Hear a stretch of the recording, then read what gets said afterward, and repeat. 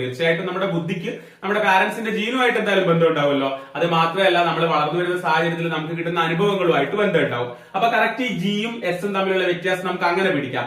G എന്ന് പറഞ്ഞു കഴിഞ്ഞാൽ ജന്മസിദ്ധമായിട്ട് കിട്ടുന്നതാണ്. എന്നാൽ എസ് എന്ന് പറഞ്ഞു കഴിഞ്ഞാലോ അത് പരിസ്ഥിതിയിൽ നിന്ന് ആർജിക്കപ്പെട്ടവയാണ്, നമ്മൾ നേടിയെടുത്തവയാണ്. അപ്പോൾ നമ്മുടെ ബുദ്ധിക്ക് രണ്ട് ഘടകങ്ങളുണ്ട് എന്നാണ് സ്പിയർമാൻ പറയുന്നത്, ജി ഘടകവും എസ് ഘടകവും. ജി ഘടകത്തിന്റെ സവിശേഷതകൾ എന്തൊക്കെയാ?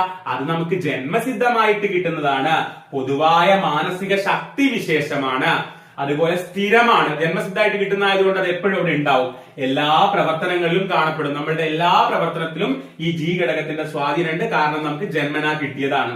ജിയുടെ അളവ് കൂടുന്നതിനനുസരിച്ച്, ഈ ജന്മസിദ്ധമായി കിട്ടേണ്ട ജി ഘടകം കൂടുന്നതിനനുസരിച്ച് ജീവിത വിജയവും കൂടുന്നു, നമ്മുടെ ബുദ്ധിശക്തി കൂടുന്നു.